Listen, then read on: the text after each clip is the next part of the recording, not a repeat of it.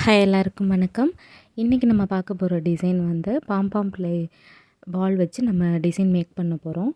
இது வந்து saree வந்து இந்த பிங்க் கலரு, ப்ளவுஸ் வந்து க்ரீன் கலரு. கஸ்டமர் எப்படி கேட்டிருந்தாங்கன்னா, ஃப்ரண்ட் சைடு பிரின்சஸ் கட்டிங்கும், பேக் சைடு வந்து நல்லா லோ நெக் வச்சு அந்த ஹூக் மாட்டோம் இல்லையா, அந்த இடத்துல வந்து இந்த பாம்பாம் வைக்க சொல்லியிருந்தாங்க. அதனால தான் இப்போ நான் வந்து அதை ரெடி பண்ணிகிட்ருக்கேன். சாரியோட கிளாத் கட் பண்ணி வச்சுட்டு, அந்த பாம்பாம்பு நம்ம கடைகள்லேயே விற்கும் இல்லையா, தெர்மாக்கோலில் குட்டி குட்டி பால் விற்கும்ல, அது வாங்கி அதை வந்து நம்ம வந்து இப்போ கட்டிகிட்ருக்கோம். அந்த சென்டரில் வச்சு அப்படியே ரோல் பண்ணி அந்த கலர் நூல் வச்சே நம்ம வந்து டைட்டாக முடிச்ச மாதிரி பூ கட்டுவோம்ல, அது மாதிரி தான் நான் செஞ்சுக்கிறேன். அதுக்கப்புறம் குட்டி குட்டியாக நம்ம அதை கட் பண்ணிவிட்டு ஈவனாக நம்ம கட் பண்ணி தைக்கலாம். இது பார்க்குறதுக்கு நல்லாயிருக்கும், போடுறதுக்குமே நல்லா இருந்தது.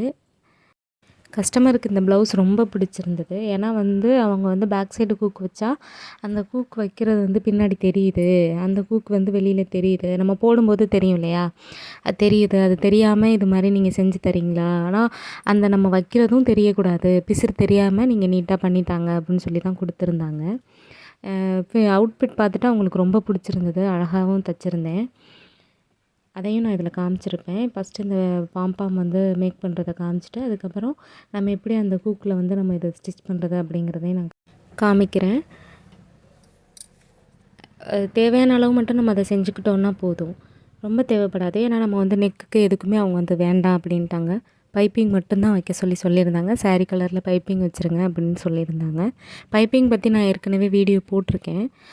அதை நீங்கள் பார்த்து என்னோடய வீடியோஸ்லாம் நீங்கள் செக் பண்ணிங்கன்னா, பைப்பிங் எப்படி நம்ம மேக் பண்ணுறது அப்படிங்கிற வீடியோஸ் எல்லாமே இருக்கும். இந்த இப்போ அதே மாதிரி குட்டி குட்டியாக கட் பண்ணி வச்சுட்டு, ப்ளவுஸோட ஃப்ரண்ட் சைடு இருக்குது தெரியுமா, அதாவது ஃப்ரண்ட் அண்ட் மீன்ஸ் பேக்லேயே வந்து லைனிங்க்கு கீழே மேலே வந்து சாரீ அதை வச்சுட்டு நம்ம வந்து இந்த சைடு எப்படி சொல்கிறது, ஹூக் மாட்டுறதுக்கு ஆப்போசிட் சைடில் நம்ம வந்து ஃபஸ்ட்டு அதை வச்சு அடிக்கிறோம். நம்ம அடித்து பெரட்டும் போது அது வந்து அந்த சைடு போயிடும். நீங்கள் பார்த்துட்டே இருங்க. இதுக்கு வந்து இந்த ஒன் சைடு அந்த குதிரை வச்சு அடித்தோன்னா ஈஸியாக இருந்திருக்கும். என்கிட்ட அது இப்போதைக்கு இல்லை, அதனால் நான் எப்படியே வச்சு அடிச்சிருப்பேன். ஏன்னா நம்ம வந்து இது தானே பண்ணுறோம், அதனால் வந்து தெர்மாக்கோல் தானே, அதனால் பால்ஸ் வந்து நம்ம வச்சா தான் அது வந்து அடிக்காது. தெர்மாக்கோலுங்கையில் அது தையல் விழும், ஒன்றும் பிரச்சனை இருக்காது. அப்படியே ஒன்று ஒன்றா வச்சு முடிச்சுட்டு, நம்மளோட லைனிங் துணி இருக்கும் இல்லையா, அதுலேயும் வந்து அந்த ஹூக் வைக்கிற அளவுக்கு நீளத்துக்கு துணி வெட்டிக்கிடணும். இப்போ அந்த எக்ஸ்ட்ரா இருக்கிறது, எக்ஸஸாக இருக்கிறதெல்லாம் நான் கட் பண்ணி விட்டுக்கிறேன். பார்த்துக்கோங்க, இதே மாதிரி கட் பண்ணி விட்டால் தான் அந்த மடிக்கும்போது ரொம்ப மொத்தமாக தெரியாது. அதனால் வந்து எக்ஸஸாக இருக்கிறத கட் பண்ணி விட்டுறணும்.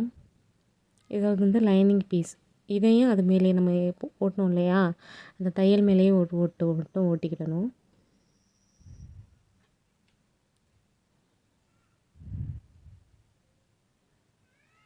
இப்போ அந்த மேலே மறுபடி, ஏன்னா நம்ம இப்போ மேலே வச்சு அடிக்கிறோம்ல, அதை அந்த கீழே நம்ம அடிச்சிருக்கோம்ல, அந்த தையலே நம்ம அடிச்சிருக்கோமான்னு ஒரு தடவை செக் பண்ணிக்கணும். அடிக்கலைன்னா திருப்பி அது மேலே நம்ம ஒரு ஓட்டிட்டு திருப்பி மடக்கிட்டு மேலே ஒரு அமுக்கு தையல் சொல்லுவோம் இல்லையா, அது போட்டுட்டு நல்லா பார்த்துக்கோங்க. நாலாக அப்படியே சரி, அப்படியே அந்த பிசுறு தெரியாமல் அப்படியே மூணாக மடித்து உள்ளே விட்டுற வேண்டியதான். பார்த்துக்கோங்க, தெரியும். எக்ஸஸாக இருக்கிறத கட் பண்ணி விட்டுற வேண்டியதான். பார்க்கறதுக்கு எவ்வளோ அழகாக இருக்குது பார்த்தீங்களா. இது இன்னும் ஹூக் மூடும்போது நல்லாயிருக்கும். இது வந்து வளையம் சைடு, கொக்கி இல்லாமல் வளையம் சைடு. இதுக்கு எப்படின்னா, ப்ளவுஸோட லைனிங் மேலே இருக்கணும், துணி கீழே இருக்கணும். இதுக்கு அந்த மாதிரி அமுக்கு தையல் போட தேவையில்லை. இந்த பாருங்கள், கொஞ்சம் நம்ம அந்த ஹூக்கு வைக்கிறதுக்காக அந்த கொஞ்சம் கேப் விட்டு நம்ம திருப்பி இந்த மாதிரி நம்ம அடிக்கிறோம். திருப்பி இன்னொரு தையல் அதிலே, அவ்வளோதான். இப்போது ஹூக் வச்சோம், இதில் வந்து வளையம் வச்சுட்டு கொக்கி போடும் பொழுது இப்படி தான் இருக்கும் அவுட்ஃபிட். பார்க்குறதுக்கு நீட்டாகவும் இருக்கும்,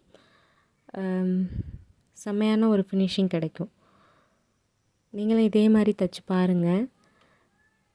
எல்லாருக்குமே ரொம்ப பிடிக்கும். இந்த பிரின்சஸ் கட்டிங் வந்து நான் இன்னும் வீடியோ போடல. அது எப்படி நம்ம கட் பண்ணுறது, எப்படி நம்ம மேக் பண்ணுறது அப்படிங்கிற வீடியோஸ் கண்டிப்பாக அடுத்து நான் போடுறேன். இப்போ என்னோட இந்த வீடியோஸ் பிடிச்சிருந்தா சப்ஸ்கிரைப் பண்ணுங்கள், லைக் பண்ணுங்கள், கமெண்ட் பண்ணுங்கள். தேங்க்யூ.